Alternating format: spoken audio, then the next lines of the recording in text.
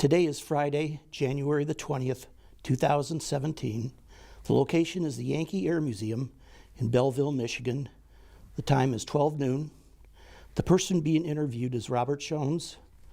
Robert served in the United States Army Air Force during World War II. The interview will be conducted by Dan Mihal. Also present at this interview will be the videographer, Jerry Jessen. This interview is being conducted on behalf of the Oral History Project at the Yankee Air Museum in Belleville, Michigan. How are you today, Bob? Very good. And to start with, Bob, what was the date of your birth? August 13th, 1921. And where were you born? Detroit. Where were your parents born? On farms in northern Michigan. What was the general location? Tuscola. Tuscola. And when were they married? 1920. Did your father serve in the armed forces? Navy. And what did he do? He was on a mine chaser. Which, the Germans planted mines across the North Sea, and they went out and tried to clean them up. So he was in the North Sea then during World War I. What did your father do for a living? He was sales manager for Johns Manville. Did your mother work outside the home? No, not regularly, maybe part-time someplace. Did you have any brothers or sisters? One sister. What was her name? Phyllis. Where did you grow up, Bob? I was in Detroit till I was about 5, and then we moved to Dearborn. Where in Detroit did you grow up? Out the east side, about 3 blocks from Grosse Pointe, on a street called Marlboro. And where did you attend school? Dearborn, Southwestern School, grade school, and Edison School for pre-high school, and then Dearborn High School. And what year did you graduate high school? 1939. What did you do after high school? Went to junior college, so signed up for the draft. Which junior college did you go to? It was Ford Junior College then. It was now Dearborn Junior College. Is that where you met your wife? Nope. No, I met her because she was next to a friend of mine who lived in the neighborhood where I lived. Do you remember where you were when you heard about Pearl Harbor? Sitting in my living room with my folks on a Sunday afternoon. Did you enlist right away after that? Nope, not until my draft number came up. April 17th, 1942 is when I enlisted. And then did you first enlist, did you try to enlist in the Navy? Yes. Because my dad had been in the Navy, and I was going to get in the Air Force. I knew that. In fact, I'd taken flight training before this. And when my number came up, went down to the Federal Building in Detroit to the Navy sign up. Told him I wanted to be in the Naval Air Service, and he said, "Do you have 2 full years of college?" Well, I had dropped the subject, so I didn't. So I said, sorry. So I went down the hall to the Army Air Force, and I was in. Where did you take flight training? It's right here. Let's see, where was it? Wait a minute. You caught me. Someplace down by Dearborn, or? Geez, she threw me through off course. I can't think of it right now. So you tried to become a Navy pilot? It was here. It was here? It was where the original hangar and the big hangar used to be here. Maybe it's still here, the whole brick and big slide doors on it. And one of that was an office, and that was a Pioneer Air Service. And the guy that ran it was a guy I'd gone to high school with. Oh, okay. Small world. Did he give you a deal on the flying lessons? Well, it didn't cost me anything because the government sponsored. It was a civilian pilot training program put on by the government. So, but you did try to join the Navy to be a pilot then, is that correct? And then after you went into the service, where did you go first? California. Los Angeles area, Santa Ana actually, Santa Ana Army Air Base. And that was the primary flight school that you attended there? That was pre-flight, not primary flight. You go through a whole bunch of pre-flight stuff for 6 months before you go to learn to fly. And then when you did start flying, what plane did you fly? PT-22. And where did you go next after that? Up the coast, up the Central Valley to BT-13As. The Vultee vibrators. Vultee vibrator, exactly. Shoot, Central Valley, California, can't get a name of town right now. Merced? No, No. And where did you go next for advanced training? Roswell, New Mexico. And what did you fly there? The twin engine, So there was the multi-engine training. yeah, twin engine. Shoot, I can't, AT-13 is it? AT-17? 17, AT-17. There were a couple that were real Yeah, close to each yeah. other. Yeah. Well, it was AT-9 too, it was pretty nice, but we didn't fly that. Okay, and then you did you transition to B-17s at the same base Stayed then? right there, and they switched to B-17s when we graduated. That was Roswell? Is that correct? And where did you go after that? Well, I went, we were shipped up to Washington, and we got to the air base there, and it was a brand new air base.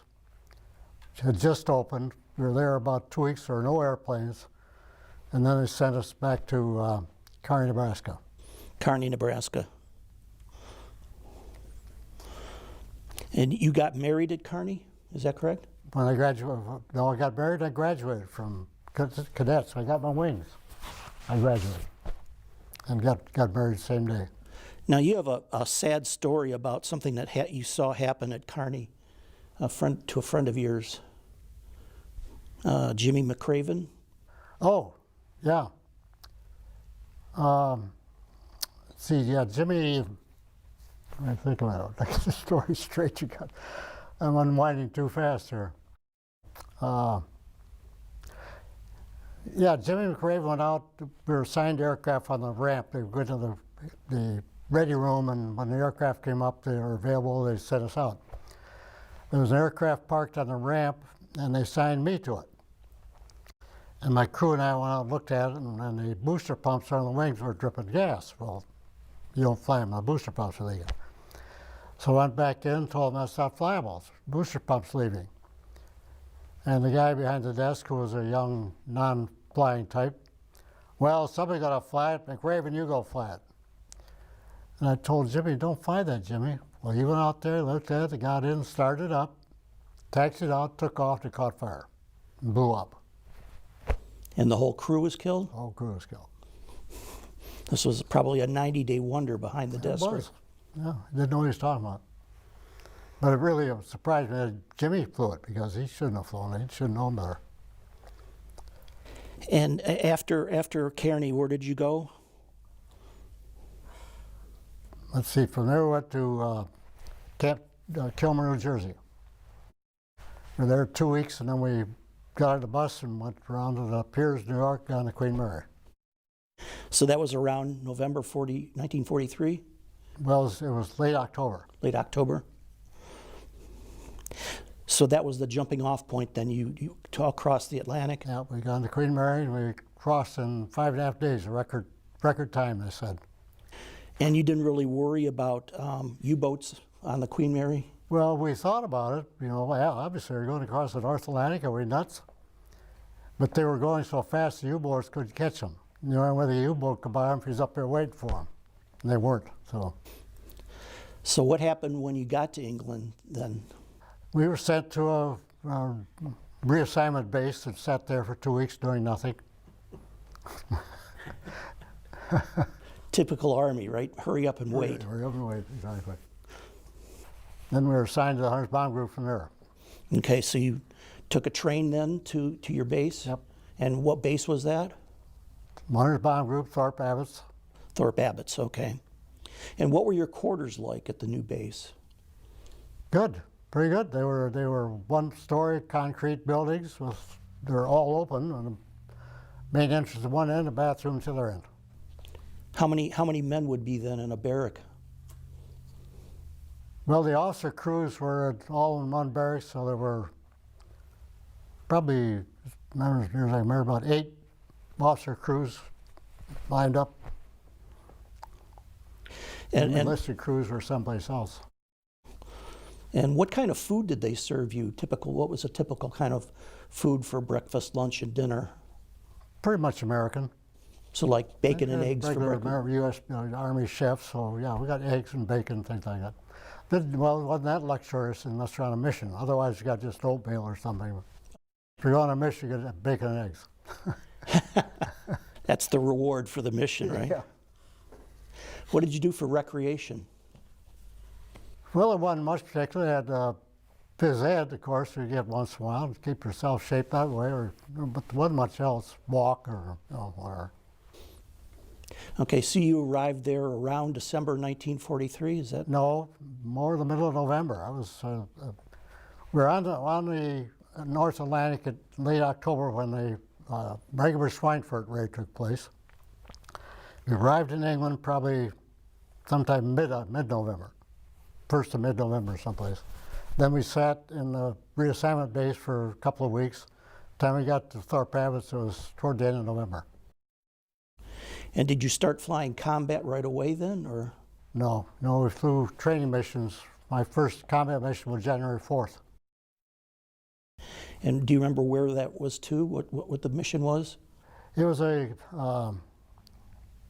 what they called no-ball sites, which was the launching sites for the rockets that hit London. Okay. Along the coast of France. The V1 rockets? No, these were buzz bomb types, not the. For a lot of your missions, you flew a B-17 called our Gal Sal.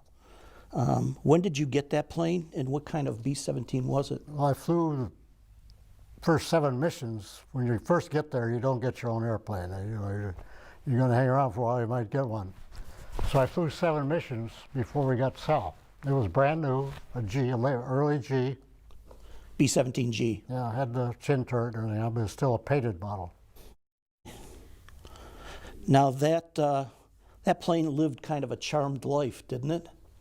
How many missions did it go on in total? Do you remember? 149. 149 missions. Survived the war. Wow. Ended up in Arizona. I didn't know that. I had been out there looking at it.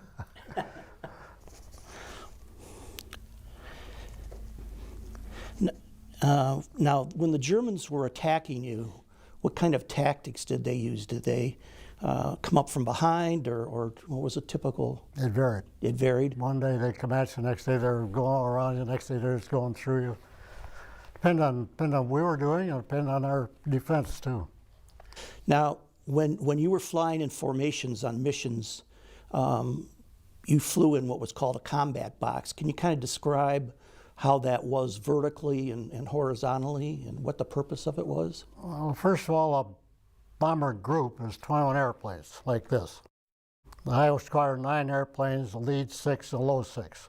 When it comes at you, it's like this. So if you drop your bombs, you don't drop at the guy below you. So we're going like this. A box is a low group like that, a lead group, and a high group. Okay. Same configuration. So 3 bomb groups then would be a box. Now, your 17th mission was to Berlin, and that was quite memorable. That was March the 6th, 1944. And there was a navigation error in the bomber stream. Can you kind of describe what happened there? Well, it was a wind shift, which the lead air division, the 1st Air Division, didn't catch it. So they're drifted off course 10 miles. Our lead in the 3rd Air Division picked up on it and straight on course. So that sort of put your division at the front of the bomb group. Exposed. Mm-hmm. Okay. And of course, our defenders are coming along flying the bomber stream, and well, we're in, and there's more airplanes over here. So what do? So they got kind of confused too. So the Germans then attacked your portion of the bomber stream, and shot down quite a few planes. Quite a few. Quite a few. All yes. but one. All but one. Yours. Out of my group. Yeah, out of your group. What did you do after that attack? Well, we're kind of stunned to start with, sitting there all alone, nobody around us, and up ahead, probably 10 miles was another group. We could see them up ahead of us, so we just put on the power and hope we catch up with them before any more Germans showed up. So that was the group that had the navigational area. You caught up to them? Caught up and got back on track, and we caught up with them. And the one we flew around with was a 390th bomb group. They were a full group of 21, so we just sat tagging along. And they got to Berlin. They started turning left over Berlin to go on the target. And I told my co-pilots, we're up there going home. And they looked up, there was one. So they were up above us and behind us going the other way. So I put on power and caught up with them, went home. So where did you actually drop your bombs on that mission, do you know? We dropped them en masse. And as I say, after we dropped them, the group we joined started turning left and over Berlin. Berlin went over here, Berlin's over here, and they turned left right into all this mob of flak. All the flak, okay. So we said, let's catch up with those guys and go home with them. Now that presented problems too, because there was rumors going around in the Air Force at the time that the Germans were using captured American bombers, and you suddenly show up and you've got different markings than the other guys? Well, it was the 390th bomb group was a square J on the tail. We're a square D, they're a square J, so we're both in the same air division, but of course they didn't know there was me or captured airplane. Right, right. Did they actually shoot at you, or? No, they didn't shoot, but when we approached, we see all the turrets turning around looking at us, and our turrets we just really took our time. We had lots of time. There's nothing around. We're going home. We kind of eased in, and finally they let us in. Did your plane sustain any damage on that day? No. Sort of a charmed life, huh? Do you remember what the target was supposed to be? Your target for that day? It was the aircraft plant on the southeast side of Berlin. Well, I remember how to be. Now, so you came back, and you were the only plane out of your group that came back. What was that like flying back to the base? Kind of stunned. The group we were in was going to a different base, so we dropped off. We got out over this North Sea, got close to England, we dropped off and head for our own base. We were flying across England all alone, which is kind of strange. And we called the tower and lined up the runway and landed. Of course, all the crews are standing out there, where's my airplane? And we just taxied by all of them, pulled in our stand, and Colonel Turner, our squadron commander, drove up, and the trucks to pick up the crew drew up to go to debriefing. And the squadron commander made me over to get in his car, so I got in his car, and he said, I'll take you to briefing. What the hell happened? I said, beats the hell out of me, Colonel, I don't know. I was just totally fogged. I just stunned that nobody was there. What was it like going back to back to your quarters after that mission? Well, the quarters, they weren't empty. There was, I think it was 3 crews, including myself, out of our quarters. So the next 2 groups of beds next to us are empty, which is a little dissipating, but wasn't that bad. The rest of the crews are still there. So. Now you had to, in fact, go back to Berlin again in a couple days later. What was that like to? First of all, did they bring in replacement crews in those 2 days to? Yes, yeah, they had very crazy crews. They had lots of crews. By that time, the crews were being plentiful, so they were filling in the gaps pretty quick. But it must have given you pause to think that you're going back to the same place again. The briefing room was full of groans that day, I'll tell you. Now, you had an incident with your navigator, a gentleman named Greenberg, who began behaving strangely. Can you talk about that? Well, first of all, I lost my own navigator. We were on a mission, and I don't remember what mission it was now, but our bombardier called up. We're going into target. A bombardier called up and said the navigator's laying on the floor shaking. And I said, what'd you say? He's laying on the floor shaking. So I asked the co-pilot down to look see what's the matter. He came back up and he said, we better take him home, there's something wrong. So we hadn't hit the French coast yet, so okay, we turned around and went home. And he'd had a mental breakdown. He put him in the hospital for a couple of weeks, and eventually he's all right, but then he didn't fly again. So then I got Greenberg, and Greenberg was known as a screwball, goof off, we're gonna call it. And he obviously did things to avoid being into combat, and when he got on my crew, what's this that you're talking about, we taxied up to into the runway to get ready to take off. The runway, they were placed in front of us on the runway, so they were running their engines up, getting ready to go. And the door to the pilot's compartment fell open, and here this guy jumps out and starts running down the runway. They sent a car after him and picked him up. And I don't know what happened to him, I don't care. Okay. Now, a lot of these missions that you flew to Germany were very long. Was your plane ever damaged enough that you worried about coming back over the North Sea and making it? No, I never had any serious damage. Few bullet holes here and there and flak punctures, stuff like that, but nothing. The only thing, one of those long ones, the only thing that happened, we were out over coming in over the North Sea, coming home, and the fuel warning lights started flashing on the instrument panel. Well, that scared us a little bit because we weren't yet to England, but England was right there. We're up pretty high, so we could at least make England. So then I decided we better find the first airport to sit down. I was trying to get to Thorpe Abbotts and crash in the woods or something someplace. So we landed at a group field other than ours, got gassed up and went on home. Now, you had some missions that were aborted. Was that almost as bad as going on a mission, as getting up all the way and having to abort? Well, of course, it's bad. You had to get up and go through all of the routine, but the only one bad is, unless the weather was bad. We had one instance, in fact, as the first effort to go to Berlin on March 3rd. The Air Force is all lined up and going, and ahead of us is the 2nd Air Division, which is B-24s.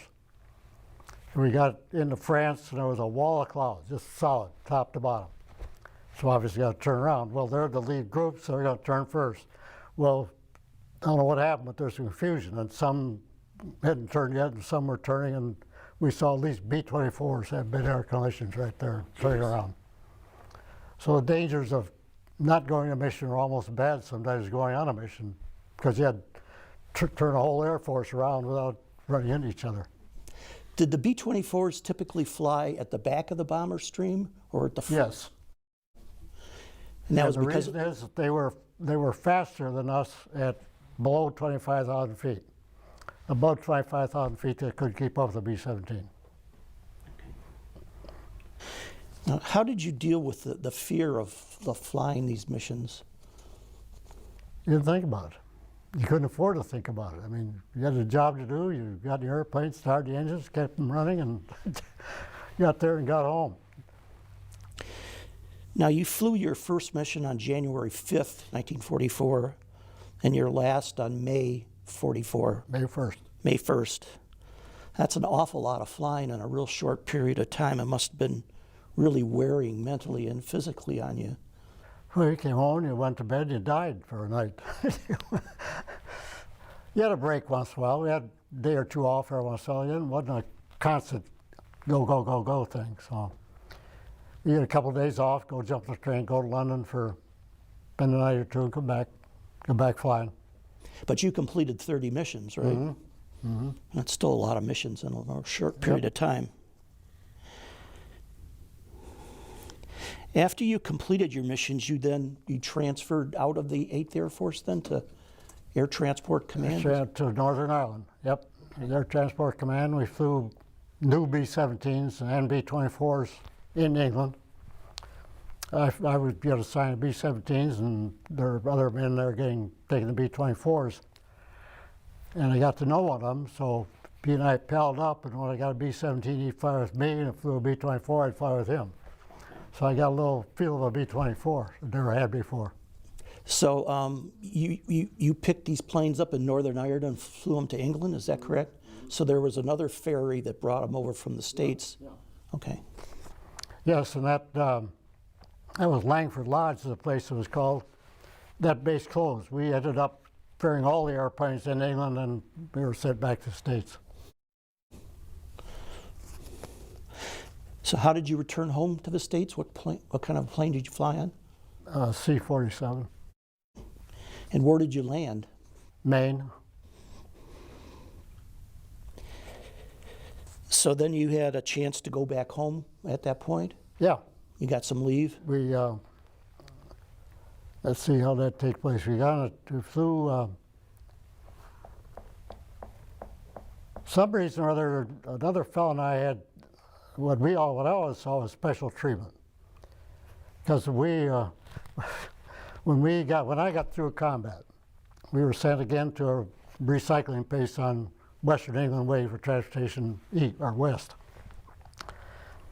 And we were sitting around there with a bunch of guys. There must have been 40 or 50 crew members sitting there waiting for transportation. They called out his name and my name and one other. Go get that C-47 out there. So we got the C-47. Where are we going? New York. New York? We flew the C-47 down to Newark, New Jersey. Landed in Newark, New Jersey. And this guy looked at me and he says, let's go to New York and get us a train ticket and keep going.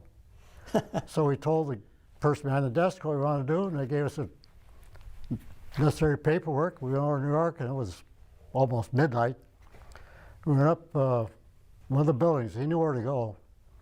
Went up one of the buildings, and the ticket station was open for New York Central. We got our tickets, went back downstairs, went to a small hotel, slept the night, got up the next morning, got on the train, went home. I never yet have been able to figure out how all that put together, just the two of us. So after your leave, what happened next? You were reassigned? And after I was home, Yeah. yeah, I went to, let's see, what did that happen to? I went someplace, where did I go? Oh, Miami Beach. Went down to Miami Beach and I was married by this time, so my wife went with me. And I went over to the hotel where reassignment was taking place. And they told me I had 2-3 choices. I said, okay, what? They said, well, one choice is Wright-Patterson. I thought, boy, that's nice, that's close to home. He said, well, it's, I said, what is it? He said, I can't tell you. I said, you can't tell me? Wait a minute. I just come off combat, what's going on here? He said, well, it's experimental, that's all I can tell you. I said, well, no thanks. I had enough experiments. So I ended up at Big Field, El Paso, Texas, as a B17 instructor pilot. Now you ended up on temporary duty from Biggs to Maxwell Field, and you had an unusual experience. Can you talk about that? Well, we were assigned to Maxwell Field to learn to fly B-29s, which we had never seen or heard of. So that was a whole new ball game to get in one of those and start flying them. And we were there 2 weeks, learned to fly B-29s and did some cross-country work. And You also saw something unusual weather-wise when you were there. tornado. Yeah, we were sitting in our barracks one afternoon. It was raining and dark, and we thought, well, we're flying, just sitting around. So the barracks were long, narrow barracks, had a porch along one side. So I went out in the porch just to get some air, and it's pouring rain. I looked over there, there's this black thing going. And I opened the door and I screamed, tornado, tornado! And a couple of guys come out and watched that thing go right around the airbase, just like that. And it hit some of the airplanes out there, and the airplanes going like this. So after you learned to fly a B-29, what did you do? Back to Big Field and became instructor pilot in B-29s till the war ended. What was it like flying a B-29 compared to a B-17? Well, like driving a Model T in a Cadillac. pressurized, heated. I mean, geez, you know, just like current airplane, except it was piston engine instead of jet. What was the procedure if you were to lose pressurization? What did you have to do? You had oxygen masks available. And of course, you put the nose down for at altitude to get down where the pressure is decent on your body. When did you get promoted to captain? That happened at, where was I?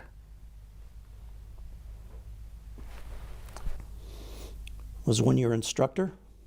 No, it was before that. It had to be, yes, it must have been in Florida before I went to Big Field. Now, did the Air Force try to convince you to stay in the service after the war? No, well, a crew came around. The war's over, we're all sitting around waiting for something to happen. A crew of 3 guys came around to interview everybody. And I got to them and they said, well, you want to sign over, stay in, or get out? And I said, well, can I have some time home? Nope, sign in or go on or else. Forget it. Do you remember where you were or when you heard about VJ Day? El Paso. El Paso, okay. Yep, sitting home with my wife, radio on.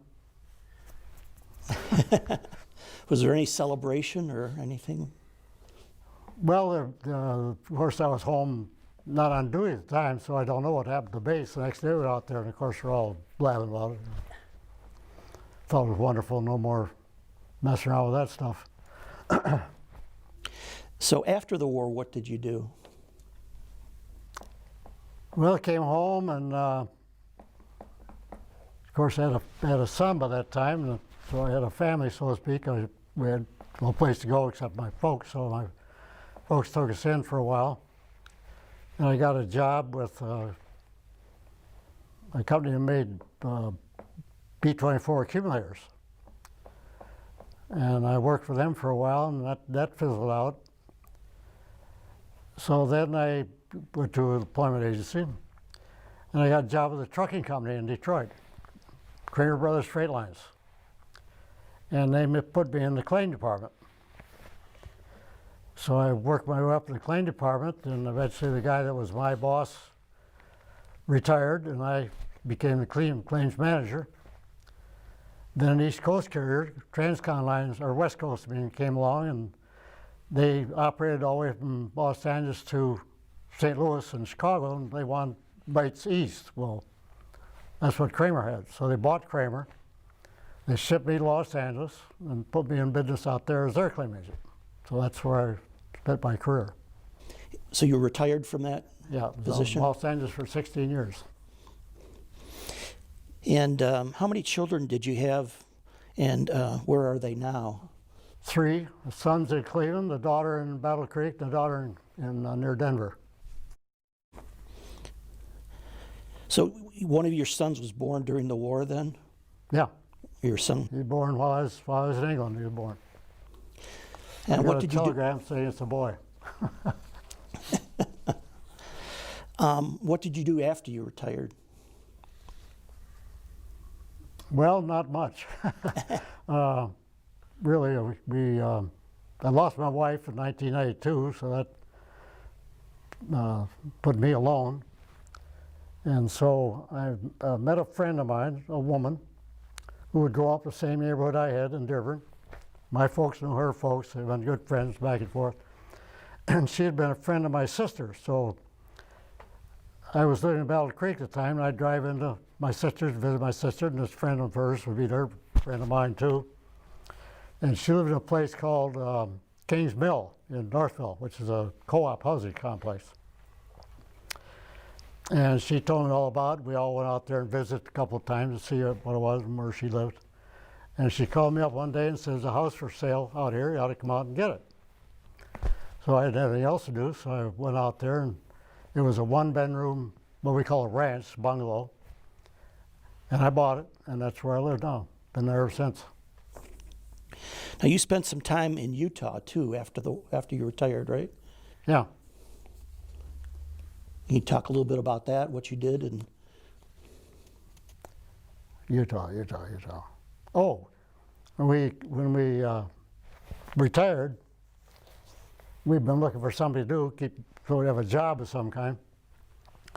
And Montgomery Ward at the time was not leasing, but providing stores for managers. I get paid by Montgomery Ward, but I ran a store on my own. And so they had one available in Utah. And we decided to take it. We were up there, and we were there about 2 weeks, and Montgomery Ward came along and closed the store. So I went back to Dearborn. Did you attend any 100th Bomb Group reunions? Yes. Did you ever meet any German fighter pilots at any of them? You Yes. did? Yeah, I met 2 of those and their wives. We're in New Jersey for a reunion. It wasn't very long after the war. So both of them were, one was a Messerschmitt pilot, the other was a FD-190 pilot. The Messerschmitt pilot was, his wife couldn't speak English and he spoke broken English. And he was kind of a leftover Nazi. I mean, he didn't want a whole lot to do with the Americans there just because he'd been invited. In fact, what happened, we were going to an art studio to sign paintings. That's why the art studio brought these German pilots over. Well, this guy and his wife found out they're going to be signing a painting with American pilots, and he refused. So I flew him back home. And they flew another couple over, and that's the second one I met. And his wife couldn't speak English either, but he spoke good English. He was the FW-190 pilot. And we had a lot of talk about the war and stuff, and we signed that painting together. So we were together for about probably 4 or 5 days, 2 of us. So it was this art company that brought him over? Yeah. Okay. So he wasn't over here permanently? No, He no, went back. Bill Phillips, it was a Bill Phillips painting, and they wanted German pilot, they wanted me, and they had Hub Zemke also there. Okay. He signed it. Oh, you got to meet some real people then. Yeah, I did. Hub Zemke. Mm-hmm. Now, if you had to say something to the youth that are growing up today about your experiences, what would that be? They don't even know what I'm talking about. I've talked to some. Oh, you're the Air Force? Yeah, tell me about it. Well, so I started to, oh. They don't even know what you're talking about. They have no idea. I think I've said this a lot of times, I think we should have a requirement that every young person goes in the government service. Not necessarily military, but some kind of government service, learns responsibility, learn how to live in camp conditions and play little that's after discipline. Kids don't know that today. They don't have the biggest idea. Well, I don't have any more questions, Bob, unless you have something else. Can I ask you some? Sure. Just trade. Well, thank you for your time Full-time today, movie. Bob. You're welcome.